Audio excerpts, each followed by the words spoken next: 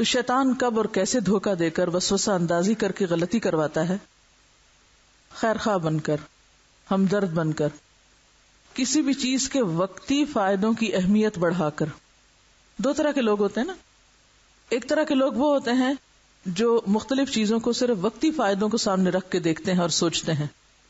ان لوگوں کی سوچ محدود ہوتی ہے، لمیٹڈ تھنکنگ. اور کچھ لوگ وسیع سوچ کے مالک ہوتے ہیں، جیسے بگ برڈ تھنکنگ ہوتی ہے. وہ کیا ہوتی ہے بگ برڈ تھنکنگ؟ ایک ہوتی ہے اسمال برڈ تھنکنگ، جیسے چڑیا ہے، اور ایک ہوتی ہے بگ برڈ تھنکنگ. دور اندیش ہوتے ہیں، دور تک دیکھتے ہیں. کون سا پرندہ دور تک دیکھتا ہے؟ شاہین، فیلکن. یہ پرندے کتنا دور تک دیکھ سکتے ہیں؟ میلوں دور تک دیکھ سکتے ہیں. بہت تیز نگاہ ہوتی ہے ان کی، اسی لیے یہ بہت اونچا اڑتے ہیں.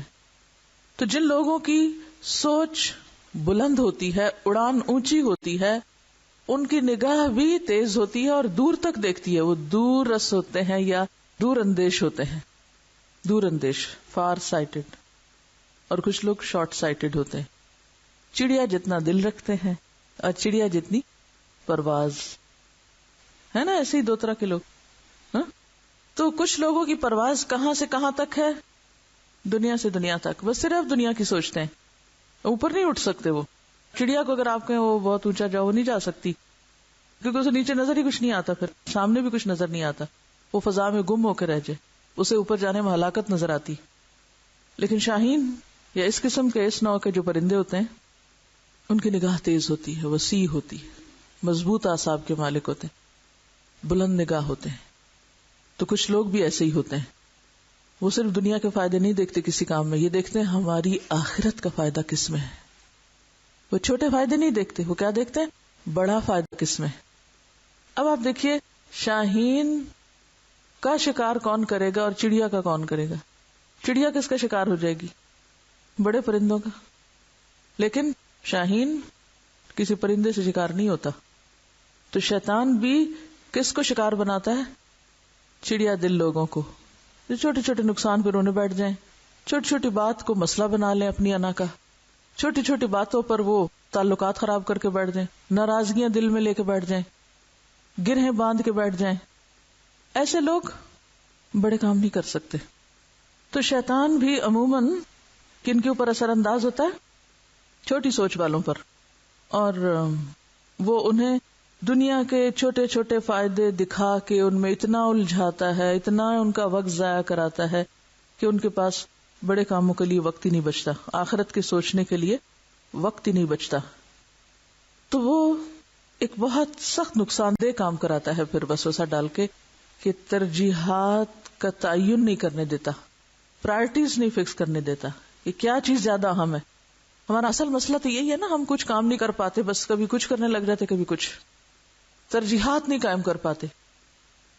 عقل مند انسان ہمیشہ کام کرنے سے پہلے اپنی ترجیحات کو دیکھتا ہے. میری پرائرٹی کیا ہے؟ میرے لیے زیادہ اہم کیا ہے؟ میرے لیے زیادہ ضروری کیا ہے؟ مجھے اس وقت میں کیا کرنا چاہیے؟ مثلا آپ یہاں اس وقت بیٹھے ہیں، آپ کی اس وقت پرائرٹی کیا ہونی چاہیے؟ کہ ایک استاد سے فائدہ اٹھا لیں. اب اگر آپ بیٹھے یہاں ہو اور کوئی اور کتاب کھول کے اپنا ہی پڑھنا شروع کر دیں تو آپ کیا کر رہے ہیں؟ اپنا وقت ضائع کر رہے ہیں. آپ یہاں آنے کی کیا ضرورت تھی؟ کیوں تکلیف فرمائی آپ نے؟ گھر ہی بیٹھے رہتے، کہیں اور جا کے پڑھ لیتے کتاب. تو اس وقت کا تقاضا کیا ہے؟ اس وقت سے پورا فائدہ اٹھانا. اور ترجیح آپ کی یہی ہونی چاہیے کہ اب ہم جہاں آئے ہیں وہاں سے فائدہ اٹھائیں، اس کتاب سے ہم گھر جا کے بھی فائدہ اٹھا لیں گے. یہ سوچ بہت کم لوگوں میں ہوتی ہے، اور اسی وجہ سے کنفیوژن، ڈیسیژن نہیں لے پاتے. اور جو لوگ ڈیسیژن نہیں لے پاتے پھر وہ کوئی کام بھی نہیں کر سکتے. تو عموماً شیطان کے زیر اثر ہم ترجیحات نہیں قائم کر پاتے. مومن کے لیے ڈیسیژن لینے آسان ہوتے ہیں. کیوں؟ وہ ہر چیز میں ایک چیز دیکھتا ہے، اور وہ کیا؟ میری آخرت کا فائدہ کس میں ہے. اور جس میں اس کو اپنی آخرت کا فائدہ نظر آتا ہے وہ کیا کرتا ہے؟ اس طرف چل پڑتا ہے.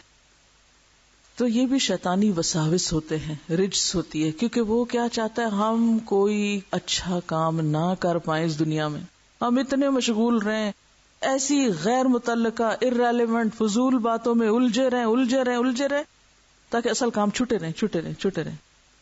یہ شیطان کا حربہ ہوتا ہے. پھر لمبی لمبی آرزویں دلاتا ہے، شیخ چلی جیسے خواب دکھاتا ہے.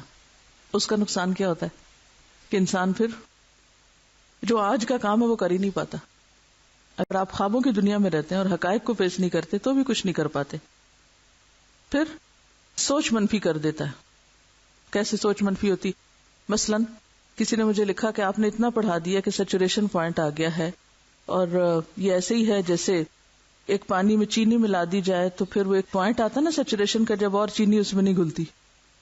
تو ان کا خیال یہ ہے کہ اسٹوڈینٹس کے اوپر سیچوریشن پوائنٹ آ گیا، اب آپ ان کو اور کچھ بھی پڑھائیں گے فائدہ نہیں، کیونکہ اب ان کے اندر اور نہیں کچھ جانے والا. دلیل تو بہت اچھی ہے، دیکھا جائے تو بالکل صحیح کہہ رہی ہے کہ اتنا کچھ دے دیا گیا کہ اب اور کیا دیا جائے گا آپ کو.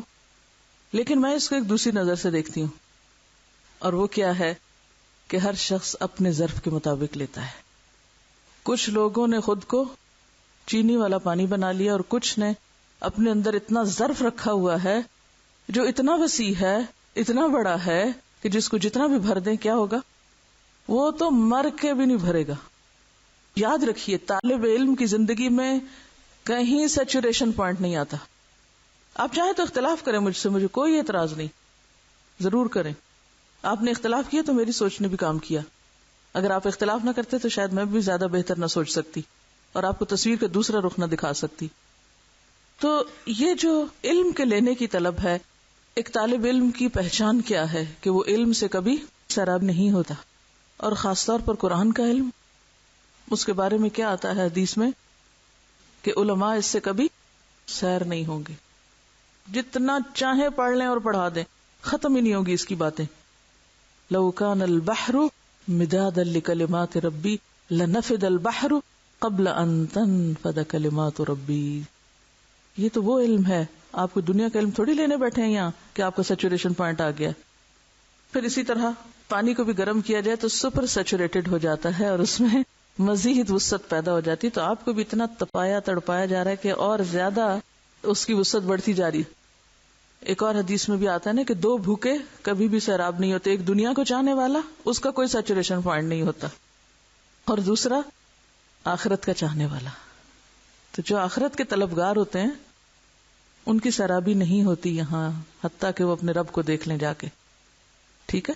اب یہ جو خیال ڈالنا ہے، اس طرح کا خیال آنا، چیزوں کو، ایک کام کو منفی بنا کے پیش کرنا تاکہ ہم اس سے اکتا جائیں اور ہم وہ کام چھوڑ بیٹھیں، یہیں سے تو استقامت اور ارادے کی کمزوری ہوتی ہے کہ نہیں.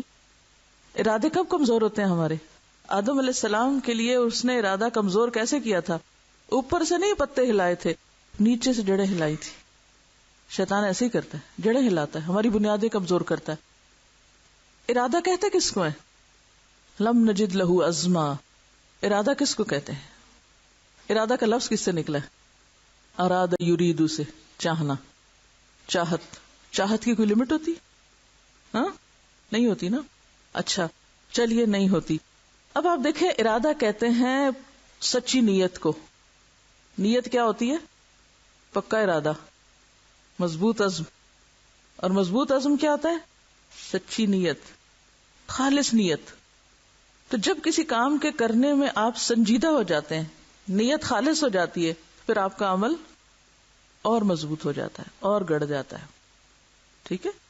تو شیطان ہمیشہ وقتی فائدے، عارضی فائدے، وقتی راحتیں، وقتی آرام یہ دکھا کے ہمیشہ ہمارے ارادے کمزور کرتا ہے. کبھی بھی آپ سوچ لیں کہ آپ نے ایک کام کرنے کا ارادہ باندھا، وہ کیوں ٹوٹا؟ تھوڑا سا اس پہ غور کیجئے، کیونکہ یہ ہم سب کی بڑی سخت کمزوری ہے.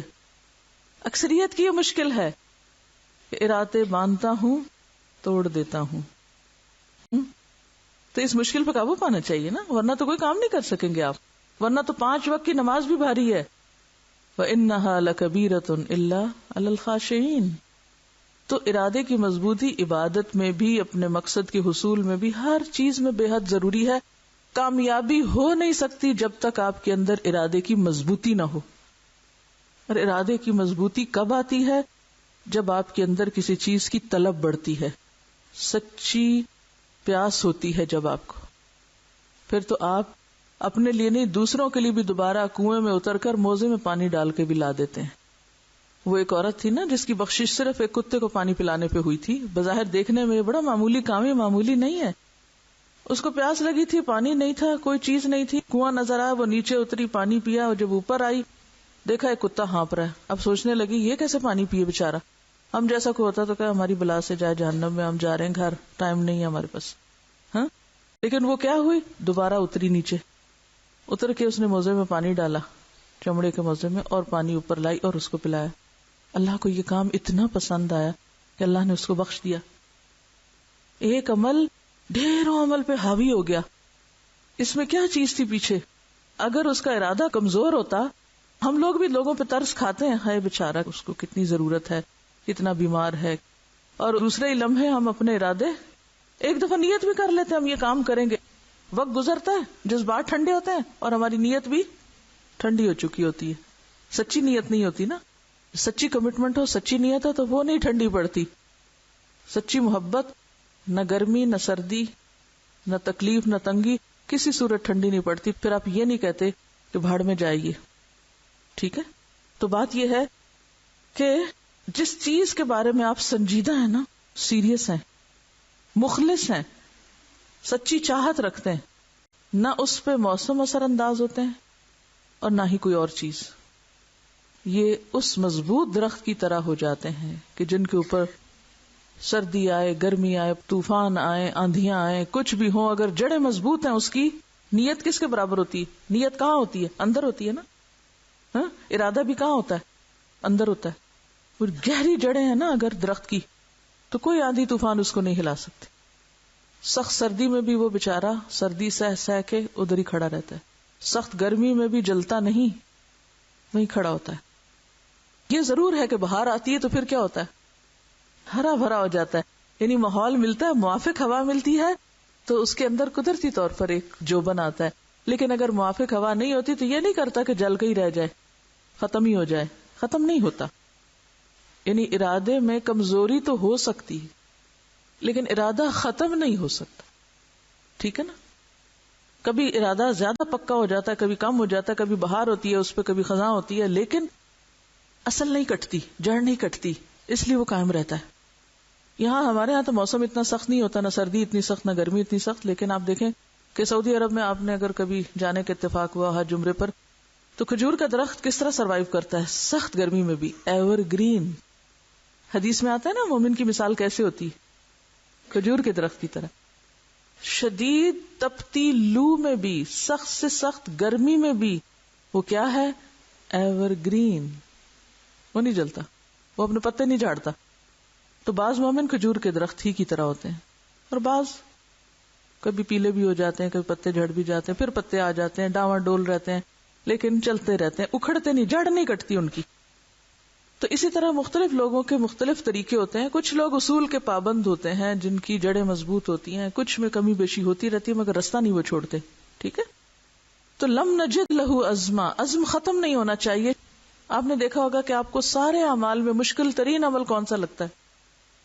اپنی نیت پر قابو رکھنا، کہ نہیں؟ سفیان ثوری کہتے ہیں کہ سب سے زیادہ جس چیز کا علاج کرنے میں مجھے مشکل پیش آئی وہ میری نیت تھی.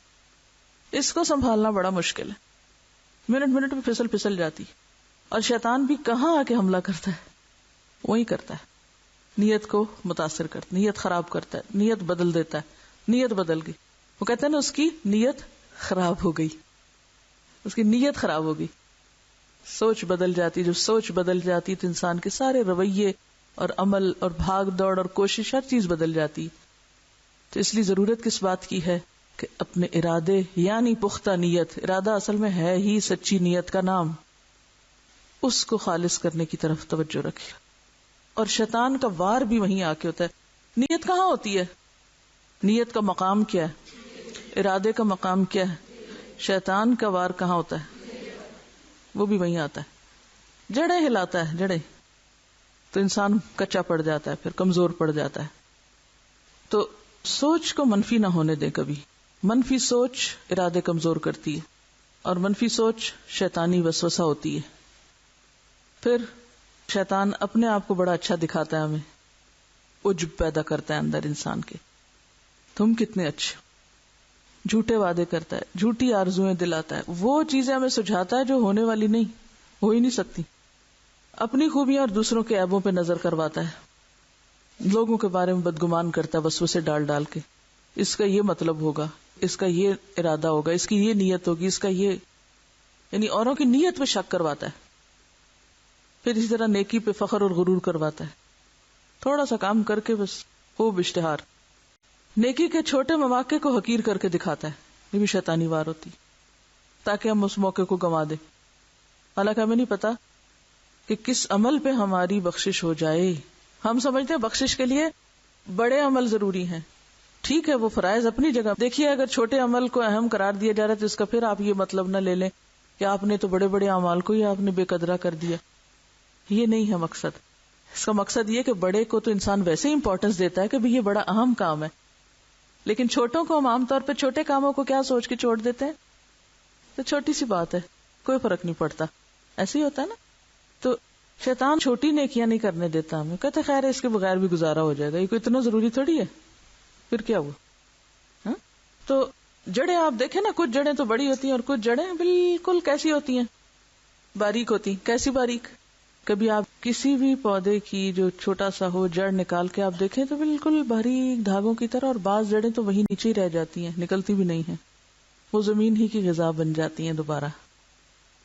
یعنی بعض لوگ تو بڑے بڑے کاموں کے انتظار میں اپنی زندگی گنوا دیتے ہیں اور وہ کبھی دن آتا ہی نہیں کہ جب وہ کوئی بڑا کام کریں، اور وہ شیطان کے پھندے میں پھنس جاتے ہیں. ٹھیک ہے. تو آپ دیکھیے کہ ایک اور پہلو سے تھوڑی سی اس پہ بات کرنا چاہوں گی کہ عزم کا تعلق کسی عمر سے نہیں ہوتا، کسی خاص عمر سے اس کا تعلق نہیں ہوتا، کسی خاص جنس سے تعلق نہیں ہوتا. آپ یہ نہیں کہہ سکتے عورتوں کے ارادے مضبوط ہوتے ہیں اور مردوں کے نہیں، یا بچوں کے ہوتے ہیں اور بوڑھوں کے نہیں، یا جوانوں کے ہوتے ہیں یا فلاں کے نہیں. عزم کا تعلق انسان سے ہے، عمر، رنگ، علاقے اور ان چیزوں سے نہیں ہے. آپ دیکھیں گے کہ بعض بڑی عمر کے لوگ بھی بڑے بڑے کام کر لیتے ہیں، اور بعض بزرگ لوگ کیا سوچتے ہیں. اچھا، یہ بھی شیطان کا ایک وسوسہ ہوتا ہے جو بزرگوں کو بزرگی کی شکل میں دیتا رہتا ہے. کہتے ہیں اب تو تم بڑے ہو گئے، تمہاری عمر گزر گئی، اب کیا پڑھنا تم نے، اب کیا کرنا، اب تو بہاریں گزر گئی، اب تو ریٹائرمنٹ کی ایج ہے. لیکن کچھ لوگ کبھی بھی ریٹائر نہیں ہوتے. ایک خاتون کے بارے مجھے بتایا گیا، میتھمیٹکس کی ٹیچر ہیں، 75 سال ان کی عمر ہے، صبح 9 بجے سے رات 9 بجے تک میتھس پڑھاتی ہیں. 75 سال کی عمر میں 9 to 9. عمر کتنی ہے؟ 75. سبجیکٹ دیکھیں، کوئی نا قرآن پڑھائیں، چلو پھر بھی کوئی انسان کہتا ہے قرآن کا تو اپنا ایک لطف ہے، لیکن میتھمیٹکس جو عام طور پہ ویسی عورتوں کو اتنا پسند نہیں ہوتا. یہ بھی ایک خیال ڈال لیا اپنے دل میں. حالانکہ اگر آپ ایک چیلنج سمجھ کے کسی چیز کو لیں تو کچھ بھی کر سکتے ہیں اللہ کے فضل اور اذن سے. بہرحال تو ان کے بارے میں پتہ چلا کہ وہ نہ صرف یہ کہ بچوں کو پڑھاتی ہیں بلکہ میتھس پڑھاتے ہوئے بھی بچوں کی تربیت کرتی رہتی ہیں اور ان کو اچھے پازیٹیو مثبت خیال دیتی رہتی ہیں. کتنی بڑی بات ہے. لیکن ہم ریٹائر ہو جاتے ہیں، جوانی میں ہی ہو جاتے ہیں. پھر اسی طرح ایک انگریزی شاعر ہے رابرٹ براؤننگ، 77 ایئرز کی عمر میں اس کا انتقال ہوا، اور جس دن ان کی شاعری کی آخری جلد شائع ہو رہی تھی، یعنی آخر عمر تک وہ کام کرتے رہے. برنارڈ شاہ کے بارے میں تو سب نے سن رکھا ہوگا، انہیں بھی کیا ملا تھا، نوبل پرائز ادب میں، لٹریچر میں 1925 میں. 90 سال تک لکھنے کا کام کرتے رہے، 90 ایئرز تک. He was a writer until the age of 90. Maulana Wahid uddin, ان کی عمر بھی شاید 85 ایئرز ہے، اور ابھی تک وہ لکھتے ہیں، ابھی تک لکھتے ہیں، چلتے ہیں، پھرتے ہیں، سب کام اپنے ہاتھ سے کر لیتے ہیں. اینڈ ہی از 85. ان کو میں خود ملی ہوں، اور ذہنی طور پر انتہائی الرٹ ہیں، ہم سے زیادہ بہتر الرٹ ہیں. پھر اسی طرح پکاسو کا نام سنا، انہوں نے 91 ایئرز تک فن کی دنیا میں انوویشنز کی اور تخلیقی کام کیے، یعنی کریٹو قوت بنے رہے 91 ایئرز تک اپنی ایج کی. اسی طرح اور بھی بہت سی مثالیں ہو سکتی ہیں آپ کے آس پاس بھی، لیکن یہ انہی لوگوں کی مثالیں ہوتی ہیں کہ جن کے کیا مضبوط ہوتے ہیں، ارادے، عزم، جن کا دل جوان ہوتا ہے، جن کے ارادے مضبوط ہوتے ہیں. کبھی یہ نہ سوچیں اب تو میں بوڑھی ہو گئی ہوں. اور بڑھاپے کا تعلق جسم سے زیادہ ذہن کے ساتھ ہوتا ہے. آپ اس دن بوڑھے ہوں گے جس دن آپ نے اپنے آپ کو بوڑھا کہنا شروع کر دیا، پھر آپ کسی کام کے قابل نہیں رہیں گے. اب آپ یہ کہیں گے یہ تو سیلف ڈسپشن ہے، تو دھوکا ہے اپنے آپ کو، آپ بوڑھے ہو گئے پھر آپ کہتے نہیں میں ابھی بوڑھا نہیں. تو ٹھیک ہے جسم انسان کا ساتھ چھوڑ سکتا ہے، مگر جو ہماری روح ہے اور جو ہمارے اللہ نے ہمیں سوچنے کی قوت دی ہے یا اور قوتیں دی ہیں وہ اس سے کہیں اوپر ہیں. پھر اسی طرح بعض اوقات ہم یہ بہانہ کر دیتے ہیں ہم مصروف بہت ہیں، ہمارے پہ کام بہت ہیں، ہماری جاب کے آورز بہت لمبے ہیں. یہ کسی نے ایک اپنا تجربہ لکھا، یہ کہتے ہیں میں گھر جا رہی تھی تو راستے میں انہوں نے دیکھا کہ درخت کے نیچے کچھ بچے بیٹھ کے پڑھ رہے ہیں، تو ان کو بڑا تجسس ہوا کہ کون پڑھ رہا ہے اور کون پڑھا رہا ہے. جا کے ان کو سلام کیا اور پوچھا ان سے کہ بھی آپ کون ہیں، اور انہوں نے بتایا کہ ہم سوشیالوجی کے اسٹوڈنٹس ہیں اور ابھی ریسنٹلی ہم نے ایم اے کیا اور ہم ایک گروپ ہیں اور ہم اسی طرح کے بچوں کو جو بازاروں میں بھیک مانگتے ہیں اور لوگوں کو پریشان کرتے ہیں اور کھانے کو نہیں ان کے پاس یا اور نہیں، تو ان کو ہم یہاں پڑھاتے ہیں. اور ان میں سے ایک لڑکی بھی تھی جن کی جاب کے ٹائمنگ شام 6 بجے تک تھے، لیکن اس میں سے بھی شاید وہ اپنی بریک کے ٹائم پہ یا جو بھی ان کو ٹائم ملتا اس میں آ کے وہ پڑھاتی تھی. اب آپ دیکھیں کہ الحمدللہ ہمارے معاشرے میں ایسی اچھی مثالیں موجود ہیں کہ جن کے اندر خیر کا جذبہ ہے. گئے گزرے معاشروں کے اندر بھی خیر والے لوگ ضرور موجود ہوتے ہیں اور جن کے اندر انسانیت کی بھلائی اور ایک تڑپ ہوتی.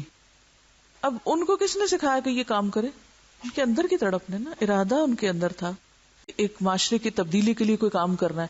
انہوں نے اس کا انتظار نہیں کہ ہم کسی یونیورسٹی میں پروفیسر بن کے ہی کچھ کام کریں. اسٹریٹ چلڈرن کو بھی اگر آپ کسی درخت کے نیچے بٹھا کے کچھ سکھا رہے ہیں اور روزانہ اگر آپ 1 گھنٹہ بھی ان کو پڑھا رہے ہیں تو آپ ان کی سوچ کو کتنا بدل سکتے. کوئی علم کے بغیر تو سوچ میں تبدیلی آ نہیں سکتی. ہماری ایک اسٹوڈنٹ کے بارے میں کسی نے بتایا کہ وہ آج کل جا رہی ہیں جھگی والوں کے پاس اور انہوں نے جا کر ان لوگوں سے بات کی، عورتوں سے، مردوں سے، بچوں سے، اور ان کو دین کے بارے میں بتایا. تو وہ رو رہے تھے اور کہہ رہے تھے کہ ہمیں کون آتا یہ دین سکھانے اور بتانے، ہمیں تو کوئی نہیں پوچھتا. کس قدر افسوس کی بات ہے کہ ہماری یہ دین سکھانے کی بھی ساری ایکٹیویٹیز صرف محدود ہو جائیں پڑھے لکھے لوگوں تک. تو ان پڑھ لوگوں کا کیا قصور ہے؟ کیا آپ صلی اللہ علیہ وسلم نے صرف پڑھے لکھے لوگوں کو دین سکھایا تھا؟ کس قسم کی سوچ ہے ہماری؟ دین کس کے لیے؟ صرف پڑھے لکھے لوگوں کے لیے نہیں، سب کے لیے. ہمارے گھر کے اندر ان پڑھ لوگ ہو سکتے ہیں، ہمارے محلے میں ہو سکتے ہیں، ہمارے شہر میں ہو سکتے ہیں، ہمارے ملک میں ہو سکتے ہیں، جھگیوں میں لوگ ہو سکتے ہیں، کوئی کہیں بھی ہو، اللہ کی مخلوق ہے، ویلیوبل ہے، محترم ہے. یا ایھا الناس انی رسول اللہ الیکم جمیعا، اللہ کے رسول تو ساری انسانیت کے لیے رسول بن کر آئے تھے، وہ مخصوص طبقات کے لیے نہیں آئے تھے. لہذا فرض بنتا ہے کہ سب طبقات تک دین کی روشنی جائے، تبھی معاشرے کے اندر ایک خوشگوار تبدیلی آئے گی. تو جس کو نیکی کمانی ہوتی ہے نا، وہ کہیں نہ کہیں سے بہانہ ڈھونڈ لیتا ہے اور پھر اس پر استقامت کیسے اختیار کرتا ہے؟ ارادے کی پختگی سے، کہ مجھے تو نیکی کمانی ہے، مجھے اس سے کوئی غرض نہیں کہ میں درخت کے نیچے پڑھاؤں، میں سڑک پہ پڑھاؤں، میں گھر میں پڑھاؤں، میں کسی یونیورسٹی میں پڑھاؤں. نہیں، وہ یونیورسٹی میں پڑھانے کے ساتھ ساتھ بھی اسٹریٹ چلڈرن کو پڑھا سکتا ہے. اگر ہمارے سارے پڑھے لکھے لوگ صرف اتنا سا ہی درد پیدا کر لیں، جو ان کے آس پاس ان کی ریچ میں کوئی ان پڑھ ہے بلا لیں، اس کو پیار سے بٹھائیں، جو آتا ٹھیک ہے، جو نہیں آتا اس سے آگے شروع کرا دیں. ہم سب کر سکتے ہیں، صرف توجہ چاہیے، درد دل چاہیے، ارادے جن کے پختہ ہوں، نظر جن کی خدا پر ہو، تلاطم خیز موجوں سے گھبرایا نہیں کرتے.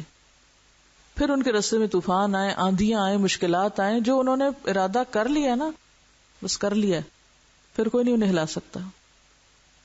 ہمیں اکثر لوگ دین پڑھ کے بھی پھر آگے کوئی خدمت دین کی نہیں کرتے. ان سے پوچھا جائے تو کہتے ہیں ابھی کچھ سمجھ نہیں آ رہی، ابھی ذرا ہم پلاننگ کر لیں گے تو پھر کچھ کریں گے. تو بات یہ ہے کہ معلوم نہیں کتنے دن دنیا میں ہیں اور کتنے نہیں. یہ کسی نے ایک اچھا چارٹ بنا کے دیا، تھوڑا سا اس کو بھی شیئر کر لیتی ہے ارادے ہی سے متعلق اتفاق سے. یہ لکھتے ہیں کہ ارادے کا پختہ انسان شیطان کے وسوسوں کا شکار نہیں ہوتا. ارادے کی پختگی نیکیوں کے رستے پہ دوڑا دیتی ہے اور گناہوں سے بچا لیتی ہے. انسان کے اندر محنت کا جذبہ بھی ارادے کی پختگی سے آتا ہے. وہ کسان کی طرح گرمی سردی کا مقابلہ کرنے والا اور اپنے کام میں کمیٹڈ ہوتا ہے. اس کے اندر توکل کی صفت پیدا ہوتی ہے، کیونکہ آپ دیکھیے کہ جب کوئی کام آپ کرنے لگتے اس میں رسک ضرور انوالو ہوتا ہے. ایک فیکٹ ہے لائف کا، ہر نئے کام میں رسک ہوتا ہے. کوئی نیا بزنس شروع کرے رسک ہوتا ہے نا، کوئی بھی نیا کام آپ شروع کریں گے رسک ضرور ہوگا اس میں. جو ڈاکٹر ہوتا ہے اگر وہ کسی مریض کا علاج کر رہا اور مریض شفا یاب نہ ہو، فوت ہو جائے اس کے ہاتھ سے، تو بھی وہ ہمت نہیں ہارتا، پریکٹس چھوڑ نہیں دیتا. وہ کیا کرتا ہے؟ اگر ہر ڈاکٹر اپنی کامیابی کا کرائیٹیریا یہی بنا لے کہ اس کے ہاتھوں کوئی مرے گا نہیں، تو جب تک وہ کام کرے گا تو کوئی کام نہ کر سکے. ڈاکٹرز دن رات اپنے ہاتھوں غلطیاں ہوتے، مریضوں کے اوپر غلط دوائیاں جاتے، ری ایکشن ہوتے، مرتے مراتے دیکھتے ہیں، اس کے باوجود بھی کیا کرتے ہیں؟ وہ کام چھوڑ دیتے ہیں، پریکٹس چھوڑ دیتے ہیں، ریزائن کر دیتے ہیں پریکٹس. نہیں، غلطی سے بھی سیکھتے اور غلطی کی اصلاح کر کے اور کام شروع کر دیتے ہیں. تو میں سوچتی ہوں کہ دنیا کے چاہنے والے، دنیا میں کمال حاصل کرنے والے پختہ ارادے رکھتے ہیں، ان کے ہاتھوں کوئی چیز الٹ جائے، سیدھی ہو جائے، اپنے مشن کے لیے ان کے ارادے مضبوط ہوتے ہیں. ایک مجھے سمجھ نہیں آتی، آخرت کے چاہنے والوں کے ارادے کیوں کمزور ہیں؟ اللہ تعالیٰ کیا فرماتے ہیں قرآن پاک میں؟ من اراد الآخرۃ وسعى لها سعيها، جس نے آخرت کا ارادہ کر لیا کہ میں نے آخرت کی کامیابی حاصل کر کے چھوڑنی ہے، اور اس کے لیے کیا کیا؟ پھر سعى لها سعيها، اس کے لیے کوشش شروع کر دی. کتنی کوشش؟ 1 ٹرائی، 2 ٹرائی، ناکامی، ہاتھ پہ ہاتھ رکھ کے بیٹھ جانا. ہاں، سعى لها سعيها، اتنی کوشش جتنی کی کوشش کرنی چاہیے، مطلوب ہے اس کے لیے. من اراد الآخرۃ وسعى لها سعيها وهو مؤمن، تو ایسے لوگوں کا انجام کیا ہے؟ فأولئک کان سعیہم مشکورا، جس نے آخرت کا ارادہ کر لیا. آپ بھی کر سکتے ہیں کہ میں نے آخرت کی کامیابی حاصل کر کے چھوڑنی ہے، ہر قیمت پہ آخرت میں کامیاب ہونا ہے. وسعى لها سعيها، اور اس کے لیے ایسی کوشش کی جیسی کرنی چاہیے، کیونکہ صرف ارادے کافی نہیں ہوتے جب تک ان کو عملی جامہ نہ پہنایا جائے. آپ اگر کھانے کا ارادہ ہی فرماتے رہیں تو پیٹ نہیں بھرتا جب تک سعى لها سعيها نہ ہو، اور اس کے ساتھ وهو مؤمن، اور ایمان میں تو ہے ہی ارادے کی پختگی. فأولئک کان سعیہم مشکورا، ایسے لوگوں کی کوششیں قابل قدر ٹھہرتی ہیں، ایسے لوگوں کی کوششوں کی قدردانی کی جاتی ہے. تو جو شخص یہ چاہتا ہے کہ اس کی کوششیں کسی نتیجے پہ پہنچے، ریزلٹ اورینٹڈ ہوں، تو پھر ان کو کیا کرنا چاہیے؟ ارادہ مضبوط اور کوشش مسلسل، جہد مسلسل. اچھا، یہ چیز آتی کیسے ہے نا؟ ارادہ کب مضبوط ہوتا ہے؟ جب انسان کے اندر یقین پختہ ہوتا ہے نا، کہ میری کامیابی کا رستہ صرف یہ ہے، اس کا یقین پکا ہوتا ہے. ایمان مضبوط ہوتا ہے جب، تو ایمان کی مضبوطی ارادے کی مضبوطی کا سبب بنتی ہے. جب آپ کو یہ پتا چل جائے کہ آخرت کی کامیابی کن کن کاموں میں ہے، تو آپ کیا کریں گے؟ ہر صورت وہ کام کرنا چاہیں گے. جس کو یقین ہوگا پھر وہ کیا کرے گا؟ اس کا عمل کیا ہوگا؟ جس کو اس آیت پر یقین ہوگا کہ من اعرض عن ذکری فإن له معیشۃ ضنکا، جس نے میرے ذکر سے منہ موڑا اس کے لیے میں دنیا کی زندگی تنگ کر دوں گا. جو اس آیت کو مان جائے، اس پہ یقین کر لے، اس کی سچائی پر، پھر اس کا عمل کیا ہوگا؟ وہ ذکر ختم کر دے گا؟ کر سکتا ہے وہ؟ نہیں. کیوں؟ اس کو پتا ہے کہ یہی ایک آخری بس ہے جو میرے گاؤں کو جاتی ہے، اگر میں اس پہ نہ بیٹھا تو لٹ جاؤں گا، مارا جاؤں گا. تو وہ بس چھوڑ دے گا. اگر اس کو اندر سیٹ نہ ملی تو وہ کدھر جائے گا؟ چھت پہ چڑھ جائے گا. چھت پہ چڑھا، وہاں بھی جگہ نہیں تھی، اب کیا کرے گا؟ لٹک جائے گا، چاہے اس میں رسک ہی کیوں نہ ہو، کیونکہ اس کو پتا ہے کہ اس رسک سے یہ رسک کمتر ہے کہ مجھے یہاں چور ڈاکو پکڑ لیں. ٹھیک ہے. ہمارے ارادے کیوں کمزور ہیں؟ کیونکہ ہمیں یقین نہیں ہے آخرت کا، موت یاد نہیں ہے ہمیں. یہ کسی نے لکھا ہے کہ ملٹی نیشنل کمپنیز کے ایگزیکٹوز کی 24 گھنٹوں میں ڈیوٹی لے لی جاتی ہے. وہ آفس پہنچتے ہیں تو اتنی اجازت نہیں کہ کمپیوٹر تک ایکسس کر سکیں، چابیاں بھی فوراً واپس.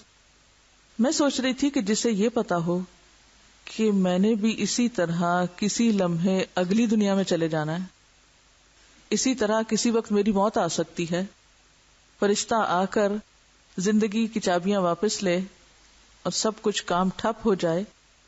جس شخص کو یہ یقین ہو کہ کسی بھی وقت مجھ سے یہ چابیاں واپس لی جا سکتی ہیں، اس کے دفتر میں جانے اور کام کرنے کا انداز بالکل مختلف ہوگا. کیسے؟ وہ کام اگلے دن پہ چھوڑ کے نہیں آئے گا، وہ اپنے سارے ریکارڈ، حساب کتاب درست رکھے گا کہ کسی وقت بھی مجھ سے یہ سب کچھ چھن سکتا ہے اور مجھے کہیں ایسا نہ ہو کہ مجرموں کے صف میں جا کھڑا کیا جائے.